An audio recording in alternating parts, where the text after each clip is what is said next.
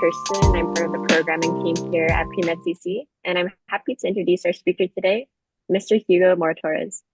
He's originally from Michoacan, Mexico, and relocated to the United States at the age of 3. And unlike many children who dream of sports stardom, he aspired to serve his community through healthcare. In his professional journey, he entered the field of academic advising with a focus on enhancing diversity within the medical workforce. With over 40 years of academic counseling and advising, he has held significant positions at the UC Davis School of Medicine, Stanford School of Medicine, UC Santa Cruz Career Center, the San Jose State College of Health and Human Sciences, and the Career Center of UC Berkeley. Currently, he's a member of the National Association of Advisors for the Health Professions, further underscoring his commitment to both education and community service. Thank you so much for being here today. You're welcome. Thank you for the invitation. I'll go ahead and get started and share my screen. We got lots to cover, my friends, so let's get busy. Okay. That's so anyways, I'm an optimist. That's why that's a sunrise there, not a sunset. It's a sunrise. That's facing the east. And I think through the rest of my presentation, you'll see why. I'm no longer working at Berkeley. I'm now transitioning to a health professional advising consultant. And my goal is to continue working with students on a small scale because I want to be retired. But I also want to train the advisors that you worked with in the past and will work with as you continue your pre-med journey. My goals, here's the goals that are already listed on the website. Okay. Who am I? Why am I qualified to be here and share this information with you? As mentioned before, I have lots of years of advising. You may think 40 years of advising? Geez, you must be old. Well, I started when I was 10. No, just kidding. That would make me 50. Um, um, but I think the key thing about what Kirsten said is that I'm currently a member of the National Association of Advisors for the Health Professions, which means that my information is current. So I have a lot of experience working with students, but I'm also sharing with you information that's current. This has been shared with me from different admissions people from different medical schools and PA schools, dentistry schools, pharmacy schools. So I work with all health professions, but I believe most of you here are pre-med and some capacity. They're fully committed or thinking about it, which is okay. So that's the first bullet. Second bullet is I've worked at UC Davis and Stanford School of Medicine, so I have direct information about how their admissions process works. I've worked at community college, San Jose City College. I worked at the CSU, San Jose State, and the UCs, UC Santa Cruz and UC Berkeley. So my experience is from all those different levels of education. I am skilled at both academic and career advising. So I consider myself an advisor, a counselor, and a coach. I also have a master's in educational counseling from San Jose State. In addition to that, I've had at least 10 years, probably more, of community health, public health experience as a health educator, community outreach person, and program administrator. So the information that I share with my students is also practical from having worked in the healthcare setting for many years as well. In a typical year, when I was working as a pre-med advisor or academic advisor, I would meet with 800 students per year. If you can imagine, over the span of my career, I've had a lot of experiences. I've seen a lot, learned a lot, and honestly, the reason I love this is because you, the student, continue to inspire me. I identify myself as an immigrant, first gen, former farm worker. I'm married. I'm a father. I'm a grandfather, and I'm also a gardener. I say that because a lot of my metaphors come from gardening, gardening and fertilizing and pruning and nurturing, et cetera, et cetera. I also will want to warn you that when you're working with advisors, beware that some of them may be gatekeepers. They, for some reason, whatever knowledge they have, they think they need to keep you from proceeding forward into your medical school or PA school, whatever you are. They tend to give you negative comments, not very supportive. They say study hard. They don't tell you not just how to study harder, but how to study smarter. So they're not necessarily the best people. So if you feel like you have a gatekeeper as an advisor, you know, find somebody else. Keep looking till you find the right person who's more of a coach. A coach who's not just like, hey, you can do it, rah rah kind of coach, but also can give you some tough love on occasion as needed.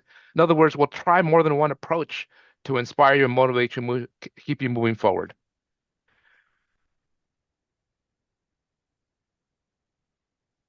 All right. So today, I mean, last week, I did a session that added one layer of foundational knowledge.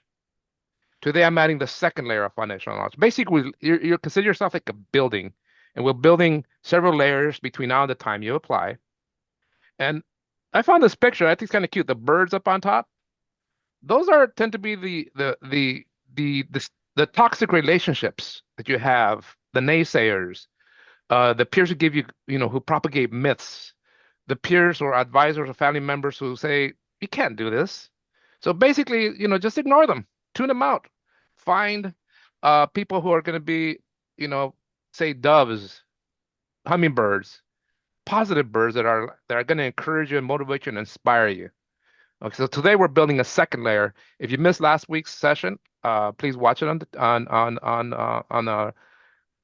PreMed CC archives or past events. And then Mr. this makes Mora-Torres, this, yes. I think like we only see like the preview, like we don't see the slideshow going on. Um, Ah, let me try that again. Oh, I got a problem here. Okay, what's going on here? Exit, enter full screen. Nope. Let me try that again. We're having technical difficulties. Uh, let me go to down here. What is going on here? Well, are you seeing me right now or what do you see? Yes, yes, yes, we we see see. you. Okay. Then I'm working off screen to clear this up, okay? I'm gonna shut this down and then open it up again today. I can also try sharing I think too if you need help I with got it that. now. Let me try that again. Okay, share screen. No. Okay. All right, slideshow. Let's see if this works now.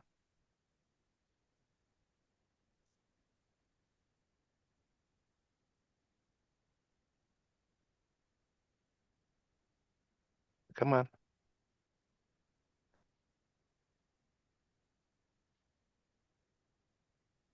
Now do you see it? Now we see it. Okay, okay. So that's the building that I was trying to show earlier. Again, this is a building under construction, and you all are under construction. We're all evolving species or individuals, and those crazy birds up on top, consider them condors or some kind of, not condors, but some kind of parasitic bird. Okay, toxic birds. They're out there. Okay, we got to acknowledge that we have people who are naysayers, not necessarily supporting, encouraging, challenging you in the right kind of way. All right, um, so let's do this.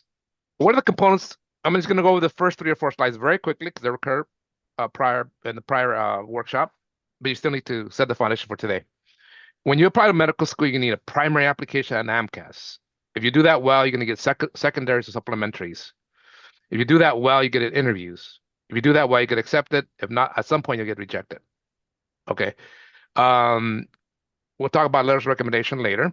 And also, most importantly, medical schools are practicing holistic review, which means that you'll be analyzed in these 3 components. And the 3 components are in the gold boxes, starting with the metrics right in the middle, then over to experiences on the outside edge, and the middle is attributes. So the metrics means the first thing they're going to look at the medical school is going to be your GPA trends, and your MCAT score, medical college admissions test. Uh, if you're, and then after that, they're gonna look at your experiences. If you pass the bar for the first metrics, okay. I'm gonna Okay. So to assess yourself or where you're at now, Just whether a you're, question. We still see you at the bird's view slide. Are you oh showing that? man, maybe it's best if Kirsten, you open up your slide and I'll run it. okay.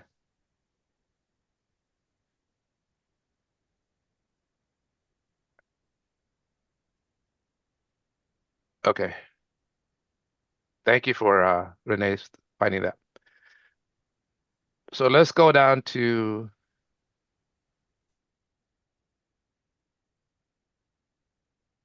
one more. One more. Okay. All right. So I suggest that you all start at something called the Association of American Medical Colleges, AAMC, Anatomy and Applicant. It's a really, really, really good document that unpacks the whole holistic review. And you're able to use a tool, um, and oops, And moving, are you showing? yeah. So, um, and it's going to go through 3 levels of competencies. Okay. The and this is direct. This language is directly from that website, so I got to read it because it's very, very important. Um, okay.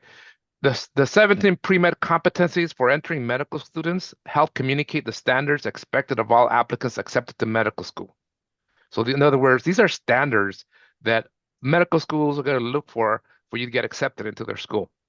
These competencies were identified as essential for success in medical school and in the field of medicine.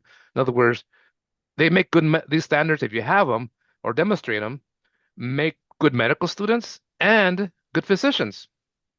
They were developed with extensive input from representatives in admissions, students, diversity of affairs, faculty, students, and pre-health advisors. So there's a lot of research and dialogue and field testing, et cetera, that went into these competencies. Next slide, please. All right. So this is the first level of the professional competencies. And I put 2 pictures in there. The first one is more, the top one is more for a community health experience. And the bottom one is for hospitals where, most of you are going to be trained at. The bulk of your trainings could be in hospitals when you become a doctor or when you're going through medical school training. Um, and think about how commitment to learning and growth, why that's important for medical school and being a doctor. You're obviously going to be challenged a lot your first 2 years with the didactic courses, anatomy, physiology, uh, pharmacology, pathophysiology, immunology, molecular cell biology, etc., and the labs where you practice your skills. And then you're going to have a national board step 1, the hardest test you've ever seen, after, even harder than the MCAT. You pass that, 95% or 98% of medical students pass it and go on to the next phase, which is your clinical experience. Again, your commitment and learning and growth are going to be example, really shown during these whole first 2 years and next 2 years of medical school. And then you have a second national boards right before you graduate and before you apply for residency. So all these 11 professional competencies are going to be utilized, demonstrated for you to do well in medical school and to do well when you're seeing patients. But I encourage you to read the definition on that document. And as you're going through some of your clinical experiences right now as a pre-med, as you're volunteering, et cetera, seeing how these competencies are being enacted by other people and by you as you start practicing, refining these skills. So you're going to be more intentional once you know what's expected of you, what's valued. You're going to be more intentional in your future activities because okay, not that you want to go towards what the medical school want, is because you realize you're investing in your own preparation to become a good medical student and a good doctor. Next slide, please. Now, the first one was professional competencies. There's 3 areas. Another one is thinking and reasoning competencies, and there's another. When you go to that document that I linked, there's going to be another 8 or 9 competencies within thinking and reasoning. The final one is science competencies, because after all, science is your tool, the tool that you're going to use as a medical student and as a physician to help you do your work and have your patients achieve maximum wellness. All right, so know those competencies, understand them really, really well. The next step, once you read those competencies in that document, is to do a self-assessment as to where you're currently at. There's a worksheet that goes through each of these competencies. You're going to write, for your own edification, for your own information, what you know and where you stand with the development of these competencies, and maybe even give an example of them, of how you're practicing some of these competencies. That's going to actually move that competency to the subconscious to the conscious. So now you're going forward, you're conscientiously going to try to continue working on some of these competencies. So from there, you say, okay, now you have a good idea of where you're at. Don't ever think I'm not good enough. Rather think I'm not quite ready yet, but I have some time, year 2, 3, or 4, to get ready. So when I apply these competencies, at least some of them, by the way, not every pre-med is going to have all these competencies well developed. They're really looking for about 2/3 of these competencies that really shine, really, really pop off the application, whether you're primary, secondary, or interviews, that is just very prominent in who you are as a candidate. Okay, so don't think, oh, I only have 5 of these really well developed. The other, the other 12, no. Currently that may be continue working until you feel comfortable that you have a significant number of these really shining in your application. Let's give an example. Let's say I'm a sophomore and my BCPM, currently my biology, chemistry, physics, math GPA is a 2.8. I've had the 30 semester units so far, and I've taken 2 semesters each of biology, general chemistry, organic chemistry. I still need physics. Either I'm at a university and I'm not transferring, or I'm at a community college and I'm going to transfer. I'm also going to be taking an additional upper division biology courses, including biochemistry. So I still have basically as a sophomore at least 6 upper division biology, chemistry, physics, math courses, maybe 8. Now I'm a 2.8, so I definitely got to improve my GPA. So I have a plan that my goal is to have at least a 3.5, hopefully higher, in the remaining courses. Average, by the time I'm done, I've averaged out about at least a 3.5 by the time I'm ready to apply. Now, I recommend you use the AMCAS GPA calculator tool so you have the right tool to give you the right measurement of where you're at. Because you may be on a semester system, somebody else on a quarter system. You've had some community college courses, you have some, so it's just a mixed match. But the AMCAS GPA calculator tool, which was in the previous last week's slide, will give you the GPA that the medical schools are gonna recognize. Okay, so we're using the right GPA number.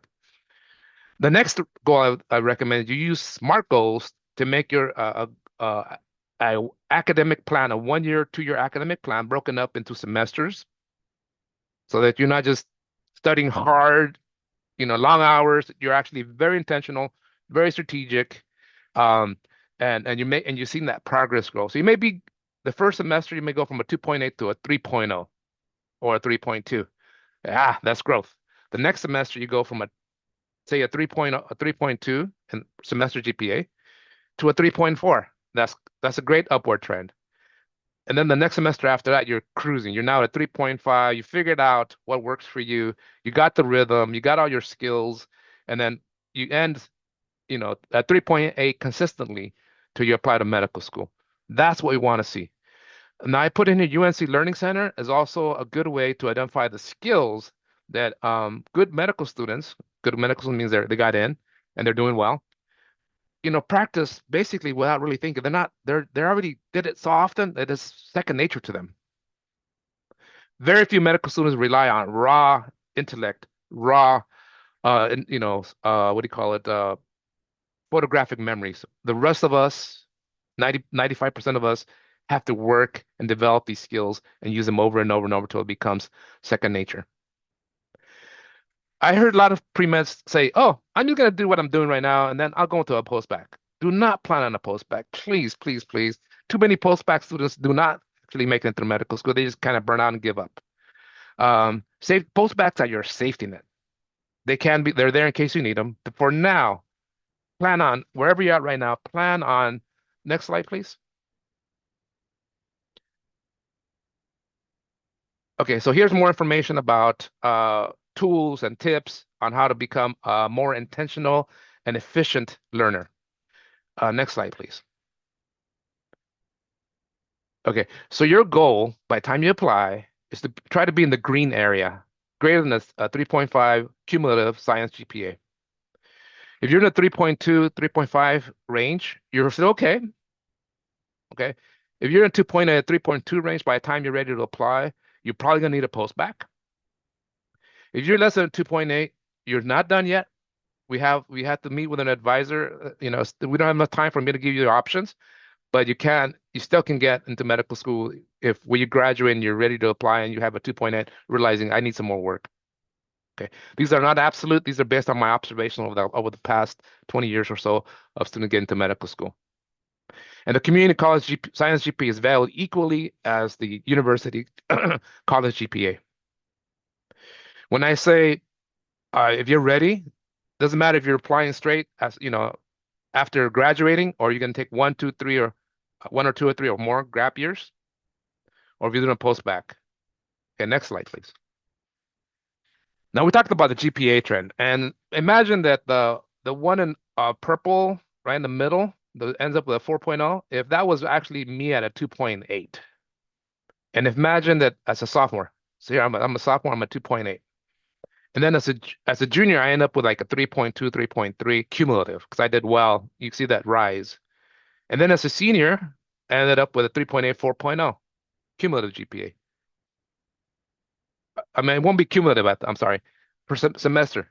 Semesters that year, my senior year. Now the cumulative at that point, starting off with 2.8 and having 2 successive years of growth, might be closer to a 3.1, 3.2. You're still going to be in that yellow area or postback area. But the most important, the medical schools have seen that growth, and they say this person got it. They got the rhythm. They took all these upper division courses, and they did consistently well. We think they have the skills. At least we're interested for them to do well in medical school. That's part one of the metrics. The second part is the MCAT. Next slide, please. So just to show you that the metrics are first, and then we already talked about GPA and GPA trends. Let's go to the MCAT. Go to the next slide, please. All right. The medical college admissions test, the other metric, is not a measure of your intelligence. What it is a measure of your ability to prepare and take standardized tests that are of high science rigor. So the MCAT is one of those tests. So are the national board step 1, national board step 2. Notice I say ability to prepare and take standardized test. And the next question I have is, what is on the MCAT?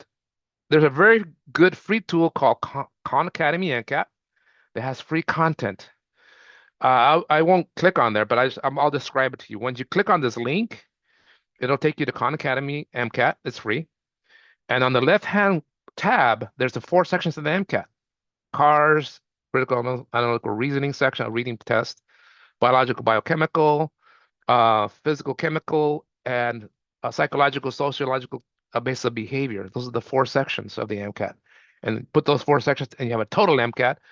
I'm going to say 505, 510, 512 type of score you might be looking for. Okay.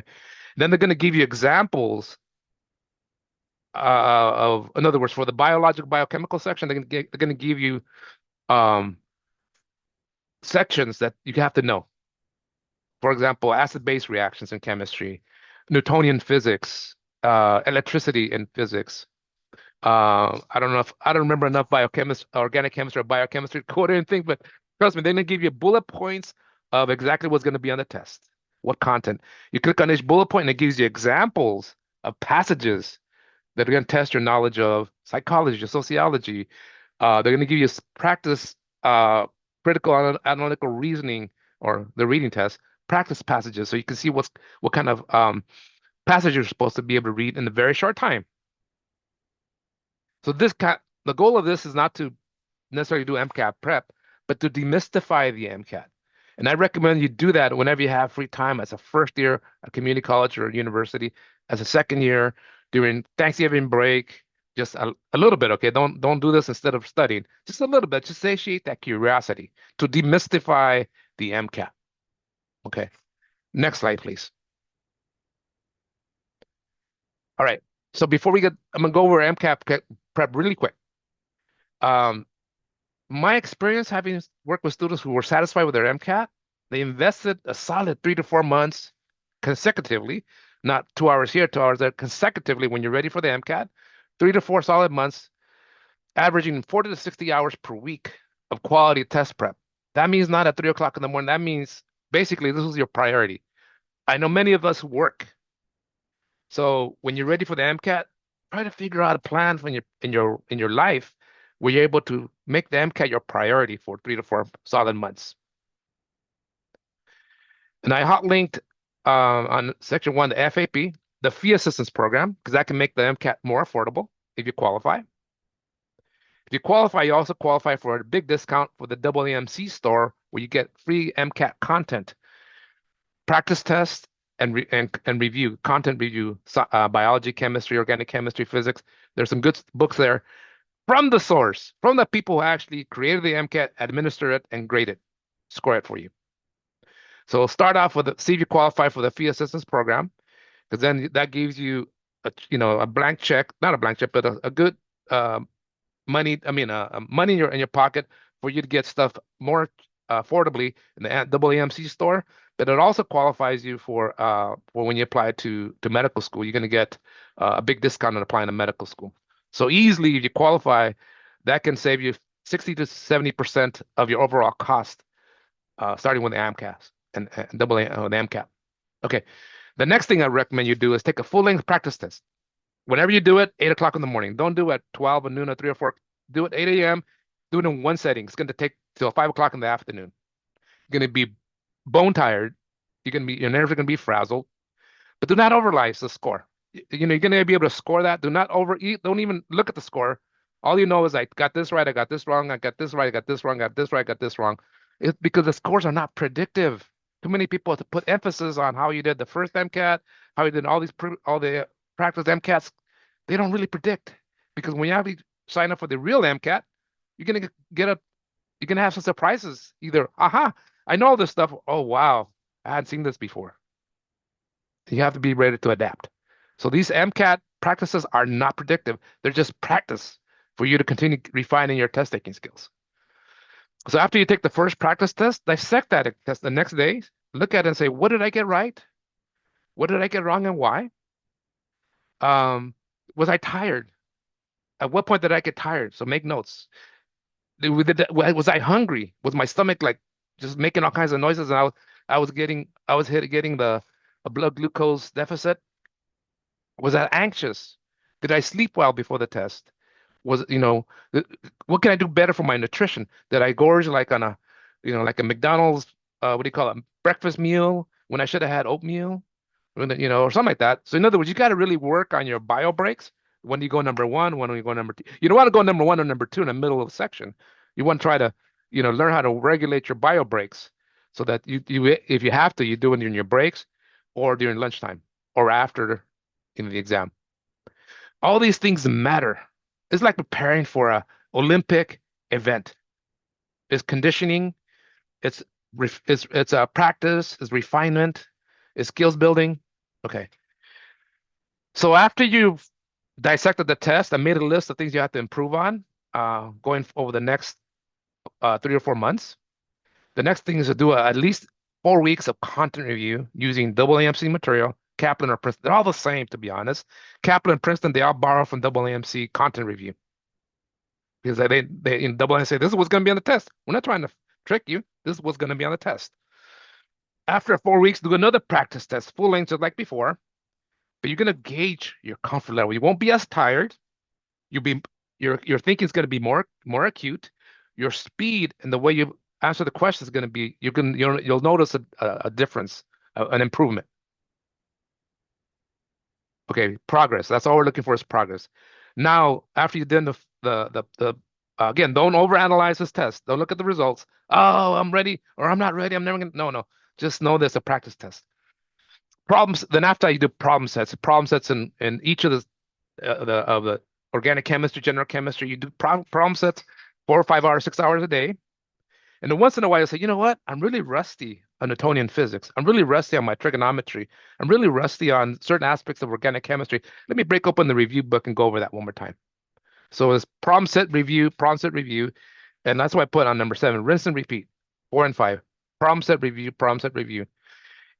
In between, about every 2 or 3 weeks, do another practice test. You're gonna have a big, you're gonna have like 7 or 8 practice tests available to you. Only to because you gotta improve on your test taking skills. Basically, guesstimating when when you have a big old passage you can't figure it out. I'm just gonna guesstimate. Okay. Um, Take an occasional day for self-care, mental, spiritual, physical, social. Because at this point, your relationship is gonna suffer. So it's important that that people around you understand what you're going through and support you. And every so often, you give them a little bit of your time because that's good for your mind. Avoid excesses, excessive drinking, excessive eating, excessive sleeping, excessive lack of sleep. Okay, try to stay neutral as possible. And stop MCAT prep 2 or 3 days prior to the exam, working on your anxiety. Now, don't be too anxious. Try to sleep well. Build up your mental and physical stamina because you're going to be, as you will know now from all these practices, how challenging this test is. And then watch the movie Stand and Deliver. It's an old movie, still good. It'll get you really pumped up. Or what another movie that really inspires you. Okay, next slide. Okay, so we covered metrics. Now we're going to go to experiences. Okay, because now we're assuming that all of you got good MCAT scores, raised your GPA, and you're competitive for medical school now.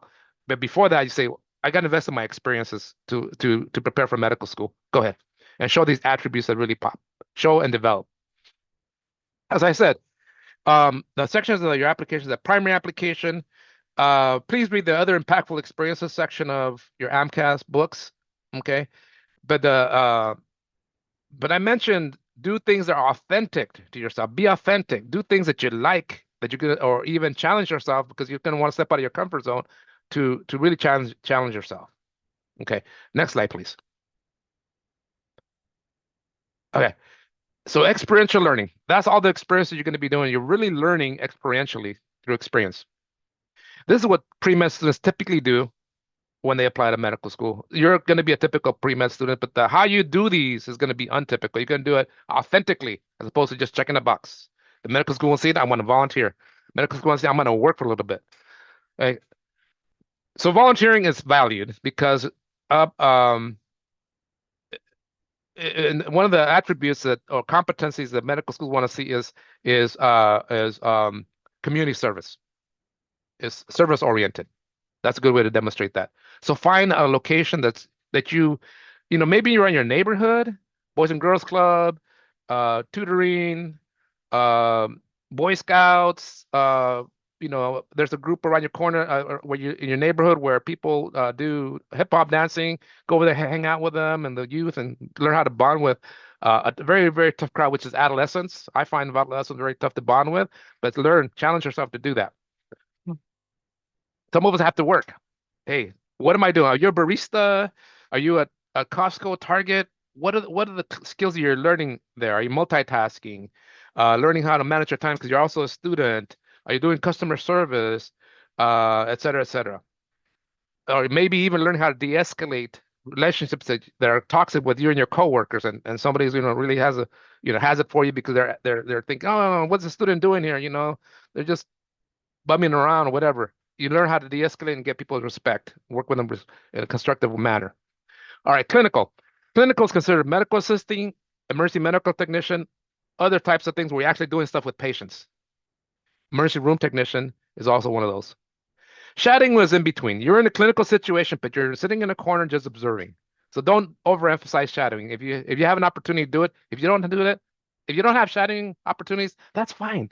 It's not going to hurt your application, but you got to have some kind of clinical experience so that when you write in your application, you come across as realistic about patient care, realistic about the challenges and rewards of being a clinician, realistic about that our healthcare system is very complicated, it's very bureaucratic.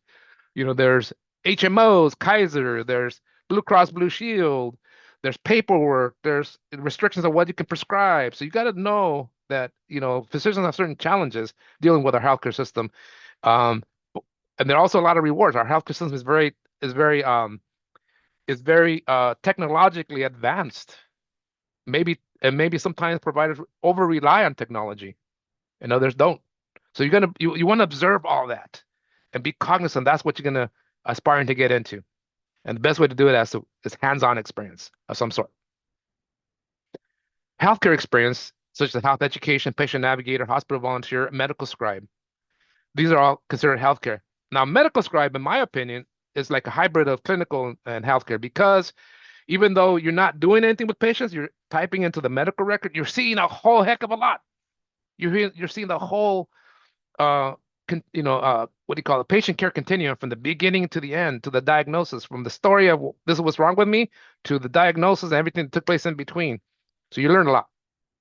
Some students will do global health. They'll go to if they're from India or Mexico, they'll go there and shadow somebody. Others will actually join programs to get global health experience. That's valid. There's other experiences as well. Okay, but all this, if you keep a journal while you're doing these experiences, the date, the hours. Why? Because when you apply to medical school, they're going to ask you, how long did you do this for? How many hours? When, and then what time period? Okay, you don't want to like, oh, rely on your memory because my memory is terrible. And then what did you do? Today I shadowed the doctor, or today I was working as a medical scribe, and I worked in family practice, or I worked in the emergency room. And I worked with his nurse practitioner, I worked with his PA, or I worked with his DO, or I worked with his MD. What did you learn about medicine? Oh man, it was a traumatic day. Today, the physician was having a bad day, and he misdiagnosed somebody. He didn't, he was just not having a good day. And you itemize why, and maybe the physician was able to share with you that, there was something going on in his personal life, or he just didn't get enough sleep, or he's not happy with the profession. He made a mistake going to medical school. All that's valid. What did you learn about healthcare, about patient care? Sometimes, mostly people do well. Sometimes they don't do well, and they spiral down. They pass away. And how does this impact you? Be introspective. What did I learn about myself? What did I learn about the profession? Which of these competencies that I've known pretty well are these clinicians practicing? And what makes a good clinician? What makes a clinician that I wouldn't send my dog to? I hope this person actually leaves the profession because this person's really bad. When my mom was sick with Alzheimer's, I took her to the ER and I saw several doctors, 3 o'clock in the morning, who I'm saying, dude, what are you doing here? They were all males, by the way. What are you doing here? You really don't belong touching patients. Maybe you belong looking at x-rays or something like that, but you do not belong at seeing patients, working with patients. And so anyways, any anecdotal stories that you think are important that will really demonstrate what you've learned, write those down. Keep names of patients out of there. Any kind of identifier. You got to what do you call it? Respect patient confidentiality. Okay. Um, the other thing is do not aggrandize your experiences. Too many students will try to do, I did this and I did that. Dude, you were an EMT. You were transporting the patient from point A to point B. You were not in the back doing, CPR and zapping them to get their heart started again. Don't aggrandize. Tell it as it is. Um, Also, the other thing I would just add is in the US, healthcare is one of the most regulated entities. And if you're doing anything out of your scope of your practice, do not write it. And most of you won't do it. You won't have the ability to do it. But if you're doing something that basically shows ethical questioning, so don't say that you went to a brown country and you were doing surgeries or assisting. You're not qualified to do it unless you're a surgical tech, you know, or have the training. Don't do it because it's actually WMC put out a paper, a couple of guidelines about that. So please, they don't want you to be a surgeon going into medical school. They want you to have practice within your scope. So yeah. So put yourself in your shoes with that person. Would I want somebody who's not trained practicing on me? No. And or and your ethics, grandmother. yeah, yes, ethics and integrity are a big deal. You're actually going to be asked to take some of them. Some medical colleges actually require you to take the preview exam. It's a situational judgment test. That's really a measure of your integrity and ethics and ethical behavior. Okay, and if you're prone to what Juven warned you about, it's going to show up on this test, no matter how much you practice. Okay. Um. Okay. Your goal through all these experiences, by the time you apply, is to be humbly confident. Confident, but not like, I'm going to get in because I did 10,000 hours of this and I got this great MCAT score. No, it's like, you know, I think I know what medicine's about. I think everything I've learned, I know there's pluses and negatives, but the pluses far outweigh the negatives, the challenges. I'm ready. And I think I invested, I left it all in the field. There was no over partying. There was no, when I got a bad grade, I really worked hard to get that grade up. I'm really proud of myself. I think I'm ready. You want to get to that point. Remember, all you need is one of the 159 choices you have for medical schools. 150, I'm sorry, 209 choices, 159 MD, allopathic, and 42 DO, doctor of osteopathic. I encourage you to keep both those options viable for yourself. As you get deeper into the admissions process, whether you're first year, second year, third year, fourth year, as you get deeper into the admissions process and preparation, your confidence will grow. Okay, especially if you invest in these activities, you'll see that you think you're getting better prepared for medical school. Hopefully, your confidence will peak during the interviews, because that's one thing that's why they interview you, to see how do you come across, what is your affect on Zoom or in person, those rare in-person interviews. What is your affect like? Do you come across somebody I would want to work with as a medical student or as a doctor? Okay, next slide, please. Okay, so make sure you look at these recordings. Okay, they're everything I said about holistic review. They're going to talk about and how it applies to UCLA, USC, and Kaiser. Okay, on PreMed CC. Next slide, please. Oh, I finished early. I think I missed some slides. Let me see. What did I miss? There's a recommendation. I forgot to put that slide. There's a recommendation. So when do you get letters of recommendation? You get letters of recommendation whenever you have had a good learning experience. In other words, there's something, and I left there in my other practice sheet. There's something called Interfolio. Interfolio is a service, a free service, I'll put the where link. let's say you're a sophomore at a community college. You just had a great organic chemistry experience, and all along you nurtured a good relationship with the professor. You went to office hours. You studied. You led a study group together. You all went to the office hours, and you demonstrated that you were, number one, a committed learner. Number two, thinking very proactively, prepared for class, uh, good personality, asking good questions, et cetera, et cetera. All these are shows that you have certain science attributes that the professor notices. You ask for a letter of recommendation. Say, Dr. Professor so and so, I'm going to be going to, San Jose State next semester, and then hopefully after that go to medical school. But I really had a great learning experience with you. Would it be possible to get a letter of experience? I'm sorry, a letter of recommendation right now? And the professor goes, yeah, I don't know what to write. I've never written a letter of recommendation before, but I'm happy to do that. Well, you know what, Professor? My pre-med advisor recommended I share with you this document that comes from the medical schools, and it tells what they're expecting to see as far as competencies, attributes. So I'll let you read that, and let me know if you have any questions, and I'm happy to share, to meet with you for anything you want to know. So the thing is, they do not want biographical information about you. They don't want to know that he was born in Mexico, he was a farm worker prior. They don't. This is not about who you are as a person. This is about what are your academic science attributes. And the professor's going to give examples of, yes, um, Ms. Luau, Renee, she was in my class on this semester, and she was she was really quiet initially, but man, after the first exam, she started organizing a study group, and they would meet with me, during my office hours, and they were all well prepared, asking great questions, and I started seeing the results. I'm not saying it's you, Renee. I'm giving you an example, but yeah, her first test was a C, man, but then after that, I saw the growth, not just in the test results, but also in her reasoning, her scientific reasoning, and how do you start applying this information to really understand and appreciate and love organic chemistry. And the way, from my interactions, I could see her potentially taking these skills into biochemistry and on to medical school. That's a gold letter right there. Even though it was 3 years prior, 4 years prior to you applying to medical school, it's still stored in your portfolio. And then when you open up your AMCAS application, June of say 2027, 28, when you're applying to medical school, it'll be dated, December 2024, and you're utilizing it 3 years later, 4 years later. The medical schools don't care. It was a timestamp of who you were as a learner back then. You're going to have another letter, 2 or 3 more.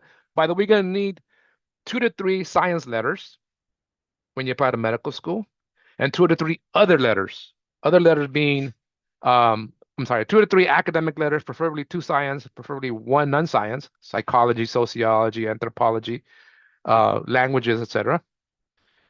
So this is a good time for you to think, man, I got to start being intentional about letters of recommendation and nurturing these relationships with professors or GIs, graduate instructors at big universities like UCLA, UC Berkeley, actually write the bulk of the letters.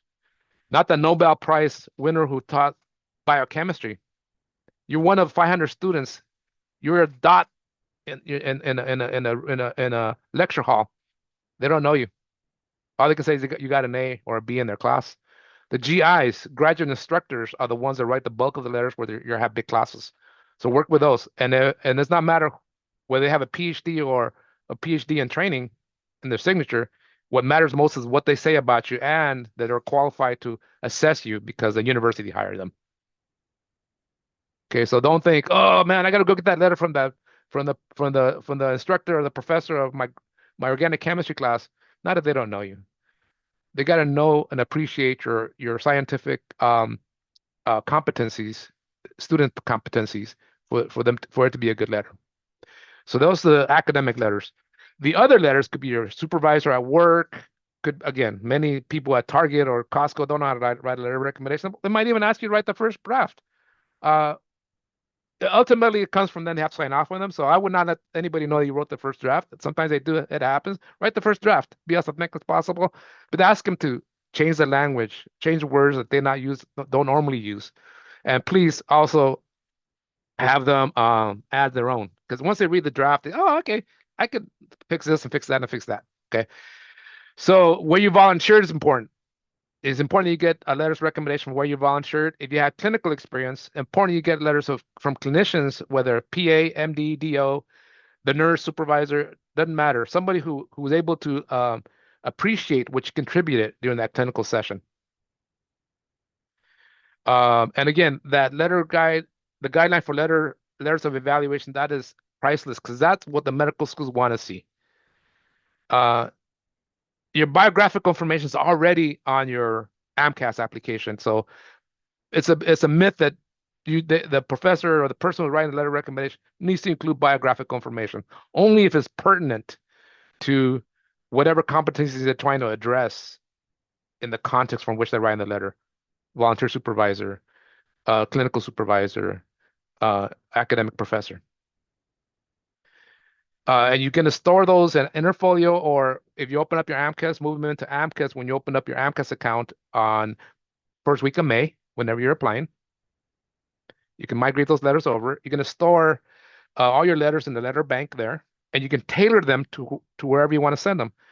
The example I give is USC, University of Southern California, only wants 3 letters, no more. UCLA will say, we'll take as many as 5. And sometimes they tell you exactly what they want. Other times they're vague. They say, we want 5, or we want 2 or 3 academic letters and 2 or 3 others. So you have to read the websites for each of the schools you're applying to see what they want. All right. So now that you have these letters of recommendation in your letter bank in your AMCAS application, that either you migrate them from Interfolio into AMCAS, it's easy to do, or you move them just directly from whoever wrote your letters directly into AMCAS. Both paths are viable. They're stored in AMCAS, and you have a secondary you just returned to USC School of Medicine. USC said, we like your secondary. By the way, send us your 3 letters of recommendation. So you look at the ones you think might represent you best for USC, and you select those and send them to USC. They don't have access to your letter bank. You only have access to whatever you send them. UCLA says, send us your best 5, or send us your 2 science letters and 1 non-science, and then whatever else you want to send up to 5. So you select those that represent you, send them to UCLA. It's important because USC has been known, the director of admission has been known to call, she told me directly, call students and say, look, it's a Sunday morning, by the way, and you're getting a call from the dean of admissions, Dr. Arias. Hi, this is Dr. Arias at USC. And then you're thinking, Sunday? You got to be kidding me. Are you pranking? No, no, don't do that. Don't challenge her. Okay, yes, how can I help you, Dr. Arias? Well, I noticed I'm looking through your application package, and I noticed you sent me 5 letters of recommendation. Do they not teach you how to read instructions at USC? Because I mean, at UCLA, undergrad or UC Santa Cruz, because I specifically asked for only 3, and then you don't want to be caught in that situation.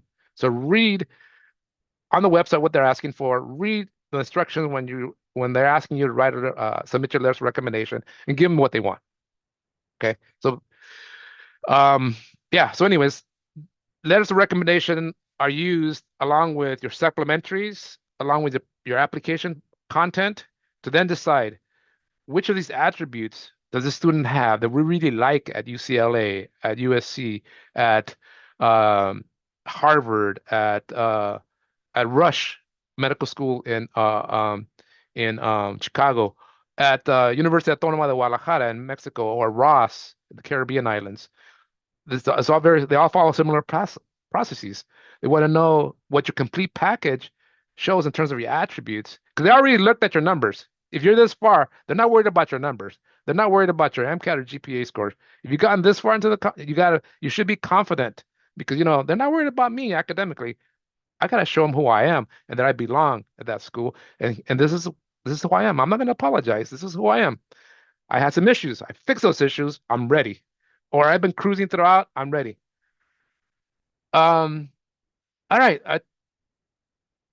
As far as applying to medical school, again, I forgot my other slide. But you can visualize this. Open up your application in May. Preferably have your personal statement already ready. It takes about, in my experience, 8 to 10 iterations to go from, and I recommend you actually have 4, 5, 6, 7 pages of raw material. Remember, you have your journal from experiences, okay? Cut and paste material from there. It's your personal statement that you think are viable. Talk about who you are, where you came from, how you got interested in higher education, how you got interested in medicine, And I call your why statement, why medicine, based on either a catalytic moment when you were sick and somebody took care of you and that catalyzed you thinking about medicine, or a series of catalytic moments. As a child, I was interested in medicine, but then I started volunteering, and man, it became alive. Or I started working as a medical assistant. It really grew and expanded to, it's all I can think of doing. So all those whys they may seem to some people as stereotypical, as cliche, is the details of how you describe that takes it out of cliche to you, unique and readable. Okay, so that's a why statement, and then substantiated by the experiences that have helped you grow that why statement to something very, very tangible. And there's going to be a document that's probably unorganized. That's all fine. So the next level of iteration, from level 1, from the first iteration with 8 or 9 pages to the second iteration with 6 or 7 pages, you cut enough some of the over details, too much fluff, doesn't really fit here. You're starting to shape it.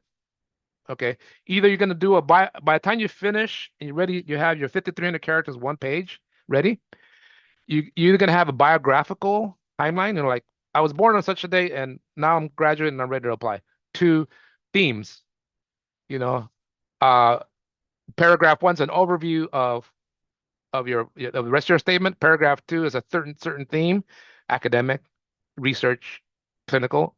Paragraph 3 is another theme, paragraph 4, and they're tied together by sentences that tie these themes together. And the last paragraph brings it all together. You want to end the last paragraph with usually something really well written. If you have a quote, I don't encourage quotes, but sometimes people find really good quotes that fit that personal statement. So don't rule out quotes from Greek philosophers, from certain writers, or popular writers, et cetera, et cetera. So anyways, so quotes are, so basically your personal statement should read really, really well, very interesting to substantiate everything they're going to see in your personal statement. I'm sorry, in your application with regards to competencies. It's like introduction to your competencies that are scattered throughout your full application package, experiences, statement of other experiences, letters of recommendation, supplementaries, and the interview. Collectively, all that is your career narrative. All that content's career narrative, and it should flow, it should be consistent, and these attributes will pop out consistently in the similar kind of format. Okay, I'm sorry I didn't have the slides, okay, but hopefully you all are good listeners and took notes. Okay, questions? I'll let my caretakers, Kristen, Jubin, or Renee, tell me what questions I need to answer. I definitely learned so much from this session. I took a lot of notes. It's a lot of hardcore, materials to digest. I actually have one question here. So when we actually prepare for the recommendation letters, are we able to see the contents of recommendation letters? It's up to you. It's up to the professor. They're supposed to be confidential. In other words, the letters are supposed to be confidential in case somebody has something negative to say about you. There's no repercussion. But I believe you actually have to sign a paper saying that you have not seen these letters. But You sign your rights away, yes. Yes, but if the professor wants to share with you, you can say no, thank you. I'm not supposed to see it. That's a sign of integrity. Okay. So that way you're free to write whatever you want to write. So I would say try to say no in a polite way because you want to honor confidentiality. But the caveat being that if some of you have no choice but to get a letter from somebody because you're working 30 to 40 hours per week, 20 hours per week for 4 years of college, you're working at Target or wherever you're working. That's a significant chunk of your time. And that might have prevented you from doing research, doing all these other things. So this work can provide a good source of attributes. And the person writing it may not know how to write a letter of recommendation. You may have to write the first draft if you want to get it written. So you've basically, written 60 to 70% of that letter. You know what's on it. Now ask that person to submit it without showing you the last version. You're taking a little bit of a risk, but you want to honor that integrity, ethics we talked about. Great question. All right. So one of our questions in the chat is, can you share resources or methods to get clinical experience, shadowing, medical scribing, or research? So if depending on where you're at, getting trained as a medical assistant or as EMT is an investment in time and money.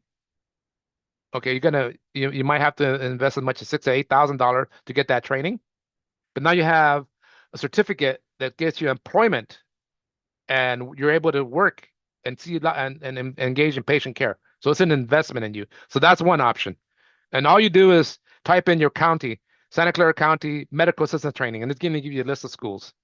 Type it into the Google search, or EMT training, Santa Clara County, and it's going to have a list. And you have to be an informed consumer. Look at all the websites, go to the info sessions, and decide which one you're going to invest in, because you're going to get paid back. You're going to be making $18, $20 per hour as a medical assistant EMT, and getting good experience is going to get you prepared for medical school. So that's one option. The other option is as a medical scribe is they're all going to test you for your typing speed. Some of them will even test you for your medical terminology knowledge. I have found students who have shared with me that they found online medical terminology courses, or they went to a community college, because community colleges that have medical assistant training programs also offer the medical terminology course. So they've gotten preparing to start working during the gap years. They took an evening course or an online course for medical terminology, and they took a online typing skills program. That way, if they apply to say Scribe America, and Scribe America's, yeah, come on in, we're going to interview you. But the interview is going to be a test, and they're going to have you listen to a recording and have you pretend like you're scribing, and the recording is going to have medical terminology and they want you to do it at a certain speed with minimal errors. You pass that, you're now able to work for Scribe America. Scribe America say, can you work with us for a year? Always say yes, even if it's only 6 months. Um, Always say yes, and then but there's other ways to get scribing jobs. I'm just telling you that be prepared to be tested on medical terminology and typing speed. Um, and then that's it. And then once you get that, start open up any kind of search engine for jobs. I like Indeed.com and do medical terminal. I'm sorry, medical scribe LA County is or you put the zip code in. It's going to give you every week. It's going to give you 20, 30 listings, and you keep applying, keep applying. It might be 10, 20, 30 applications before you finally get that one job, or you may get on the first try. So you got to be resourceful and apply, apply, apply. And every time you apply, you learn something new about how to do it better if you don't get that job. Okay. Oh man, I screwed up on my interview. Oh man, I wasn't prepared for that typing, so I better practice before I go to the next interview for a scribe position. It's also a good practice for interviewing. So we did a presentation, I think it was last year. It's about almost 2 hours about the various things that you could do for clinical experience.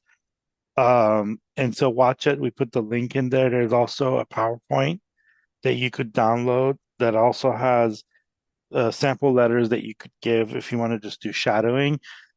One thing about scribing is that some places don't consider it clinical experience, some places do. If you're doing PA, they don't consider, some places do consider it, some places don't. The biggest thing with scribing is that you got to be a fast typer, and if you're not, it's going to be really challenging. The second one is that you have to have fixed hours because you don't just scribe for any doctor, you're assigned to that doctor. So it's a little bit less flexible if you want to take a night off to study for the OChem exam. So that's kind of the commitment they wanted, at least want a 1 year commitment. EMT, on the other hand, you have a lot more flexibility. You could work nights, 24-hour shifts, but also actually EMTs in California make about $25 an hour now um, because of the higher and so that has a little bit more flexibility. I'm biased about EMTs because I am one and I teach EMT, so I'm really biased about that. And then the other part of it too, some community colleges in California, you could become an EMT for free. They're part of their community. So I know like some community college you could do it free or really cheap. If you don't make enough money, you could basically not pay tuition for it. And so that's also another thing. But if you look at our presentation, you could do certain things like becoming a doula if you're interested in women's health. Uh, women's health, like it's kind of saying, if you do your whole medical school application, your personal statement about wanting to go into women's health, and then they look at your resume and you haven't really done anything in women's health. So it's kind of like, and becoming a doula, it's pretty easy in California and most of the country. So, and you could make pretty good. So watch that presentation, but also your personality. If you're someone who doesn't do well under a stressful situation, working as in the ER, EMT probably not a good place for you versus a community clinic. And then the other part of it too, unfortunately, medical assisting is really expensive to become a medical assistant. There's some places that you could do it without being certified, but they just say show up and we'll teach you. That's fine. And once you do that, just go get the certification because it's really easy. Because you just have to take the test, and I think the test is $120, and you need to get an MD to sign off on it. But also just be also cognizant that if you're not certified for it, you're making a lot less than what you're putting in, and it's pretty significant. I mean, I don't. Nobody likes to work for free unless you're like independently wealthy or have parental support. So, yeah. So those are the things I would just throw out there. But watch that presentation. I think it's done pretty well, but I'm also a little biased about it. But watch it. Yep, great information, Jubin. All right, we have a follow-up question to like working as a medical scribe or a EMT. The student is asking if you do that usually during a gap year, because they're worried about how to balance that with school. As Juben said, it's hard to be a medical assistant or a medical scribe when you're also a student because you're they got a business to run. Primary care, hospital, they got a business to run. They're not going to be flexible around your hours, and if you're out too often or asking for too many hours, they'll get somebody else. Yeah. So I think summers or after you're done with school, actually, if you're working part-time as a medical scribe or as a medical assistant, that might be a great combination for while you're preparing for the MCAT. 20 hours a week of work, and then the rest is MCAT prep. That'd be the ideal. As long as, again, you have most of the day when you're alert and focused to study, and maybe evenings once in a while as a medical, working in some kind of healthcare related job, that would be the ideal.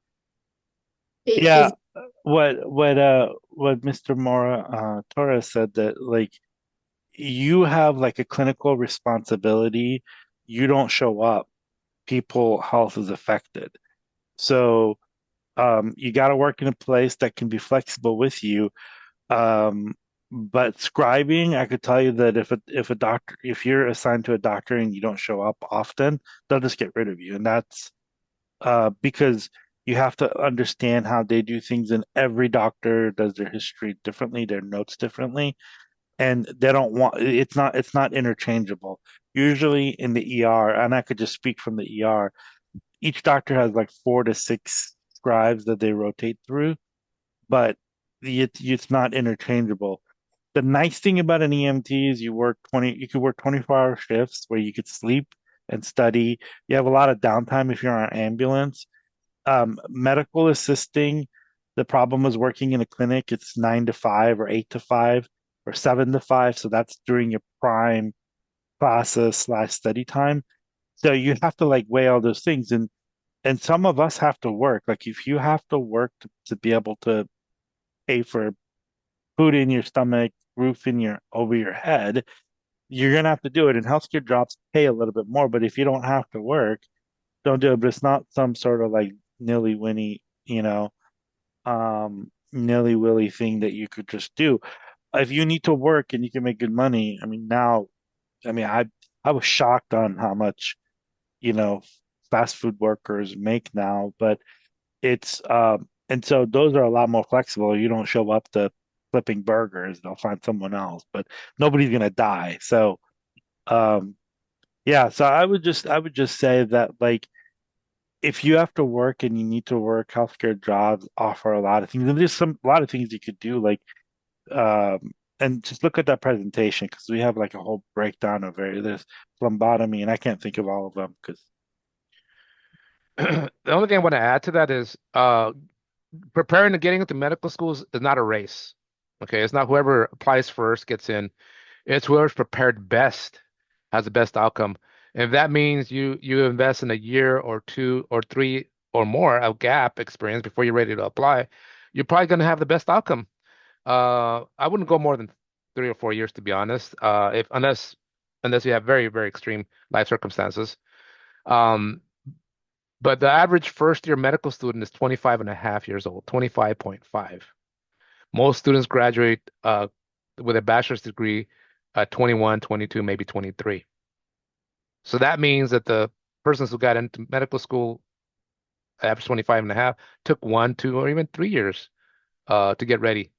Whether that means MCAT prep, whether that means a post-bac, whether that means investing in a job or volunteer experience to help them get that experiential learning, refine those attributes, identify which attributes they really shine and continue working on those, and which attributes they are kind of weak, they want to selectively work on, then do that.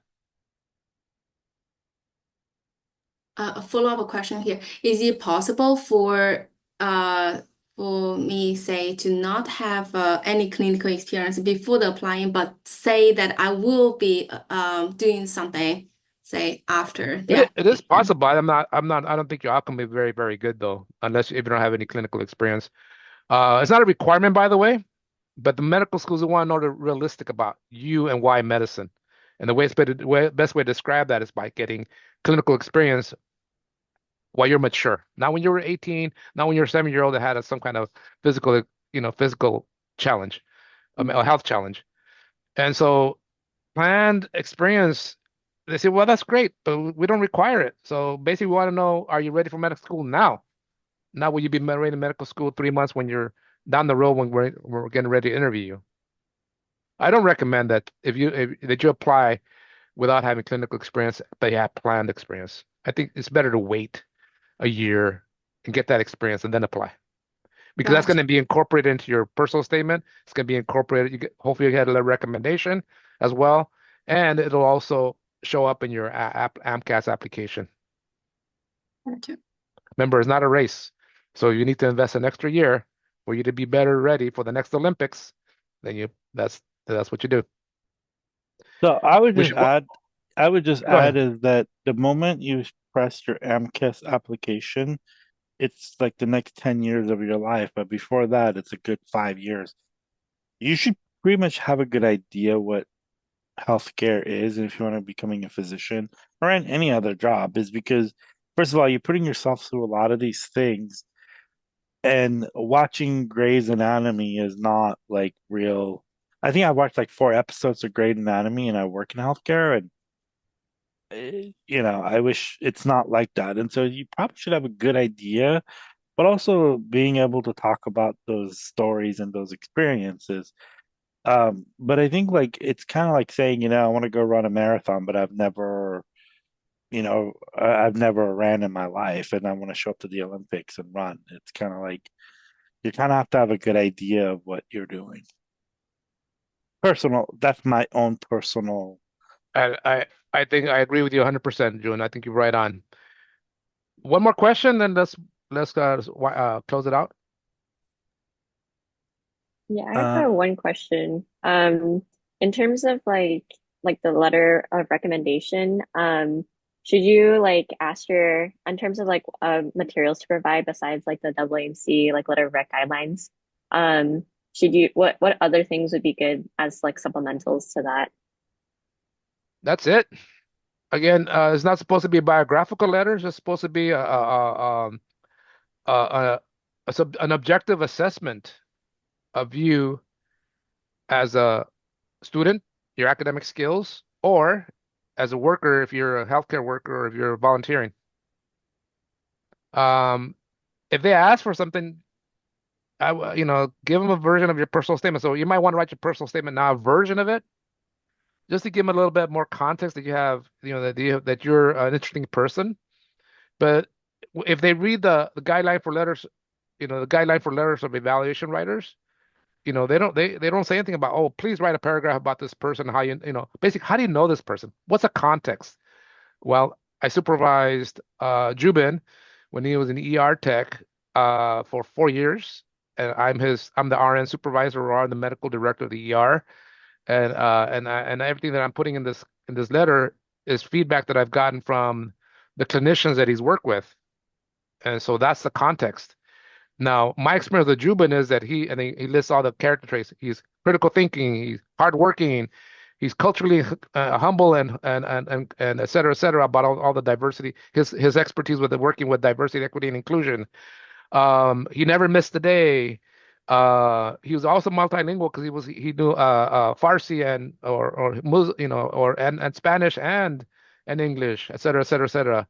So those are observational, objective comments. Not, well, I know Mr. Juma was born in X, Y, and Z, and then he went to this college and that school. No, that's in your application already. So yeah, so if your letter writer asks for it, that means that they're probably written letters before and they've versed in how letters used to be written 20 years ago, not in how they've been written the last 5 years when holistic reviews been incorporated into admissions. this is a question somebody wants to know is they've been waiting for this presentation since you showed up in Dr. Q's presentations. they want to ask you what are those traits you consistently see in successful applicants.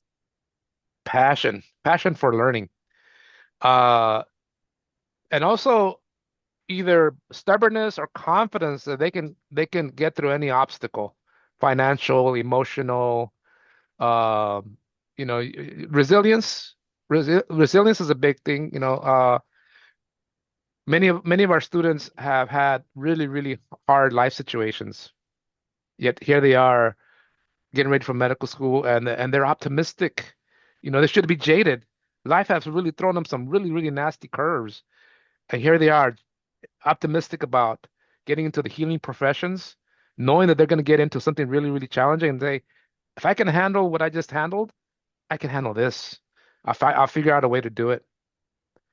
Um, and also humbly confident. I mentioned that humbly confident. Dr. Quinones has always been humbly confident. He knows that he's intelligent. He knew he was intelligent. He knows he's intelligent. He knew that he just keeps doing what he's doing, that he's got the intelligence to handle it, but he's also going to learn along the way how to be a more efficient learner, how to be a more critical thinker. Um, so yeah, just identifying and knowing yourself and identifying those three or four main traits that has gotten you this far in life, and then reflecting on every experience that you have and what you learn from from those experiences, and which attributes are starting to really show and grow and be prominent so that you're not thinking about it, just doing it as you're dealing with patients, as you're dealing with uh, professors, as you're dealing with um, the janitor, the nurse, the fast food worker that you're interacting with. Yeah, I hope that answered your question.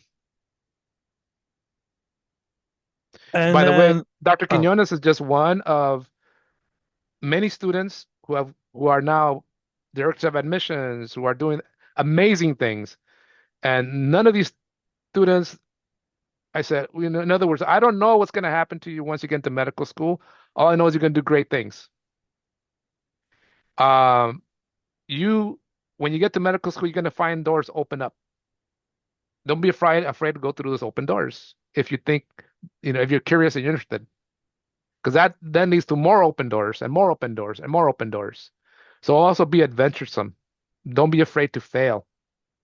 And those are the again, many of the students that I work with who are doing amazing things, whether it's amazing things being a primary care provider in the East Side Clinic or doing research, they all have similar traits. I'm sorry, Juben, I cut you off. Sorry about that. oh no, no, no. I think you're perfect. I think somebody's asking, should they get a letter of recommendation from their coach if they're a student athlete? Yes. Yeah. You're spending a lot But of time with your coach. They know about your character. yeah, and please share with them that guideline for letter writers, because they just want you to say that you were a great leader. They want to know why you were a great leader, or why you were, they shouldn't say, well, he was a great hitter. I mean, he hit 425 and not only that, or he was a volleyball player. He spiked the success rate at X, Y, and Z. Those, they can find those stats by looking up your athlete website. What made you? Why are they writing that letter of recommendation? What do they think is going to make you a good doctor based on observations they had of you as an athlete leader, athlete scholar, etc. You might Yeah, have and been I the would, worst player on the team, to be honest. You yeah, might have been the worst athlete in the team, who never played, but still they recognize something about you that say, I'm happy to write you a letter of recommendation. And I think you're gonna be you might not have been a great player, but or a great athlete, but you were good enough to make the team, and you have these other attributes that are wonderful. Sorry, go ahead. yeah, yeah, and just make sure it's in college, not high school, because high school doesn't is not significant. Pretty much Yes. a lot of people. I mean, that's not but a lot of people can join high school teams, but college is very different. But I also think as an athlete, student athlete, you have a lot of leadership opportunities and things that you could do, certainly now with NIL. But just besides that, just like the status that you have as a student athlete. There's another question they're trying to ask is, should they transfer from community college to a big 4-year university like U of A or Cal State? Now, wherever you're going to get the best educational experience for you. The procedure of the school is not going to make you more competitive for a medical school. In other words, if in other words, you're going to have the same MCAT whether you went to Harvard or whether you went to CSU San Marcos. All you got to do is prepare well for the MCAT. So you really got to find the institution that you're going to transfer to is going to give you the best um, educational experience possible. The benefit to go into institutions such as UCLA, UC Berkeley is that you will have access to more research opportunities, probably. If research is important to you, research is not mandatory for medical school. It's not required. It's not going to make you look better than somebody who doesn't have research. Somebody else who invested their time in volunteering, clinical experience, or having to work. So to summarize, find the the university or college that you're going to transfer into is going to give you the best for you educational experience. I know that's kind of vague, but that's it. Yeah, I mean, I had a friend who transferred to Berkeley, and I know I've known this person for a pretty long time, and I just kept on telling him, and it's not to knock on Berkeley. I mean, I know that, but this person is like a very picky person and grew up in the burbs the entire life, and I'm like, you have to understand, like going to Berkeley is it's in a city, and they were miserable because one of the things was like anywhere that they rented, there was noise as when they were sleeping at night. So this person couldn't get a good sleep because they were not used to that noise. Living in an apartment at the seventh floor or whatever, you still are hearing noises and stuff. And also, they didn't like walking. They are used to driving everywhere. I was like, probably should have gone to Davis because that, it's in a suburban area, and so those are really important things. Money is also another one. Like if you're a California resident going to University of Arizona, you're paying out of state tuition, which is pretty expensive. I think it comes down to like $70,000 a year. And so if you have that kind of money, like, write me a check, but that's a joke. But if that's a lot of money, and so going to University of Arizona, $70,000, where you could go to Cal State for 15. I mean, that's you're not going to get something magical in Arizona that you can't get at Cal State. So I think those are all like really, really important things that we can't really answer which one's better. There are people that have gone to Berkeley that have not gone in the medical school, and I know people that have gone to San Francisco State or Sonoma State that got into Stanford. So it's kind of a you know. And this Hmm. is the last one they're asking you, and I think it goes back to the question is, would you recommend taking the MCAT during your gap year or as an undergrad? When you're best prepared. In other words, I mentioned an ideal study cycle, 3 to 4 months of prep. If you're able to do that over the summer, it's hard to do that. To be honest, it's hard to do that while you're in school, while you're studying for your 3 or 4 classes or 5 classes. Um, so that model that I idealized model that I presented for preparing for the MCAT is based on working with many students and who did well on the MCAT. And I always asked them, share with me how you prepared. And those students who were disappointed in their MCAT scores, tell me how you prepared. So that model that I proposed, that I presented, is idealized, but is based on conversations that I've had with many students who have done well and students who have not done well. And I've also had conversations with MCAT prep people, with whether it's Princeton or Kaplan. I've had conversations with the MCAT people, the people who administer the MCAT. So whether you take it during a gap year, whether you do it over the summer, it's the bottom line is prepare for the MCAT when you have your resources lined up